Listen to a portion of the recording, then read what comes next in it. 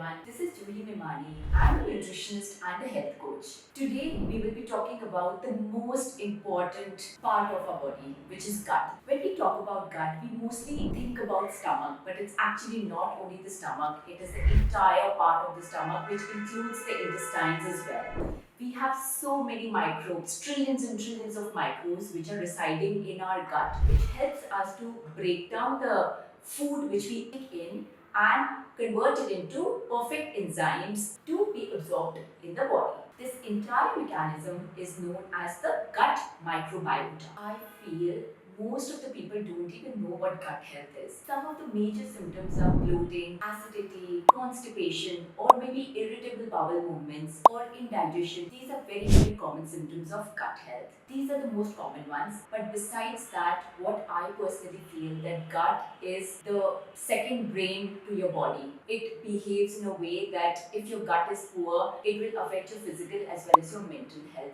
There will be very unclear thoughts. You might have a lot of body ache issues as well because your body hasn't recovered well from your sleep. So even your mental health as well as your physical health, both of them are affected when you have an imbalanced gut. When your gut has an imbalance, your skin has issues like acne or dry skin, acne prone skin, or you might even have unclear thoughts. There is no focus even when you wake up. Your recovery is not good. So all the time you're facing body ache. I've had so many clients who come to me and complain of chronic fatigue, exhaustion by the end of the day, or even struggling to get up in the morning. This is all because of weak gut. There is a neurotransmitter called serotonin, which gets decreased when your gut is weak, which actually affects your energy levels, your moods, your overall feeling of the body. So when we have a stronger gut, all of these dopamine, the serotonin levels, they are all at better levels. We have to understand gut that it is a gatekeeper of all the harmful organisms or substances which is entering our body. The good bacteria, they help us to create lesser free radicals in our body, and the bad bacteria vice versa. So when you have good microbes in your body, you are able to fight against all the free radicals which are creating chronic inflammation and converts into chronic diseases. Yes, now we come to the main part. How do we heal the poor gut? Let's take out the first three basics of our body. First is proper hydration. Most of the people who have gut issues, they are very dehydrated. So make sure that throughout the day you are having enough water. Now water is very different from fluids. If I say water, it only means water.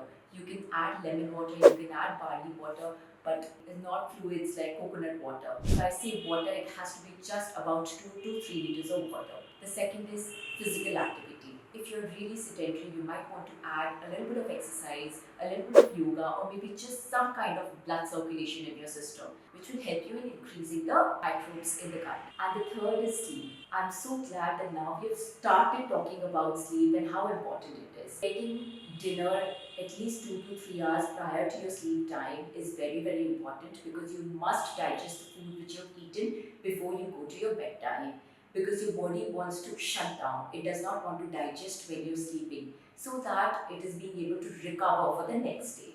So sleep is very important. Once you take all the three basics of gut health, then we come to the elimination diet. So what is elimination diet? I'll explain that to you in a very simple language. Anyone who comes to me for a gut health issue, I always tell them to go back to the diet which their mothers feed when they were a 6-month-old baby, weaning off from the breast milk. That is when your gut can reset. It is very poor. It will not be able to absorb the proteins. If you're going into calculations, it will not be able to absorb the protein you are taking. Maybe you're consuming 90 grams of protein or 75 grams of protein as per your daily intake, but you might just not be able to absorb it because of poor gut health.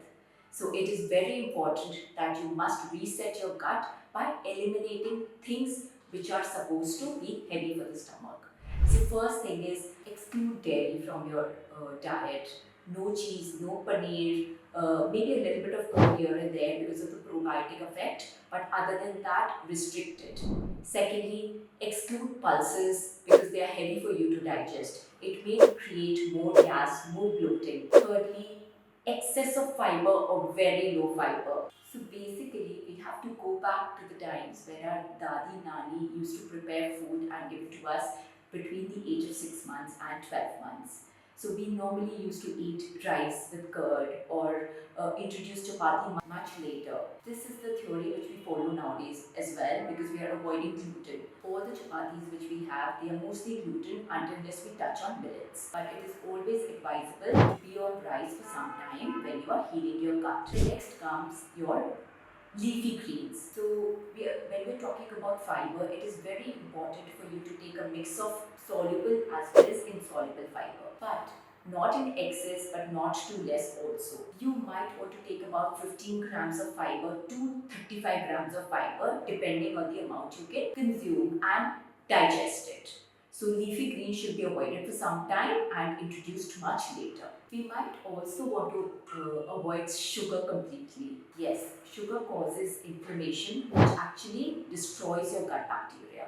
So any refined sugar is not advisable. You might want to switch to better unrefined sugar like jaggery or date sugar powder, but definitely not refined sugar. Now let's talk about what are the gut-friendly foods. The first thing is having rice.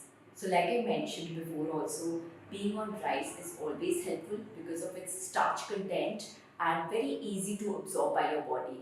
When your digestion is already weak, you might not want to put a lot of strain in your body. So very easy to digest food is helpful. Secondly, add a lot of omega-3 foods in your diet. So you might want to add a lot of flax seeds or chia seeds or walnuts in the diet to add on to your omega. Avocados are also very good foods to add on to that omega-3 fatty acids. Thirdly, bovine colostrum. That is one supplement I always prescribe to all my gut health patients. That actually builds up your immunity and increase your gut microbiota. Fourthly, add fermented fluids in your diet. The first and foremost thing which I add in any kind of fermented fluid is apple cider vinegar. It is best to be consumed early once you wake up in the morning on empty stomach. Keep a gap of 30 to 40 minutes between your next meal and the apple cider vinegar to get that effective results. Ginger contains gingerol, which basically encourages efficient digestion by improving the rate at which food exits the stomach.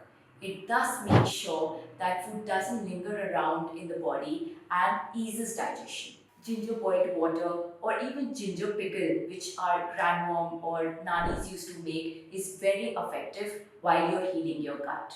Lastly, but the most important ones, you can also start your day with 100 ml of either raw potato juice or raw cabbage juice. Both of these are very starchy in nature and has all the enzymes which will line up your stomach and be ready for the next food which you're giving to the body. So now that we have eliminated all the foods which we need to eliminate to reset the gut, we keep adding bit by bit every week to see whether your gut can handle it or not. And eventually, we should be eating everything possible because gut needs diversified food. The more variety we add in our system, the better it is for us. I hope this video was helpful. We will be sharing a lot of juices and recipes for individual problems in my further videos. Stay tuned.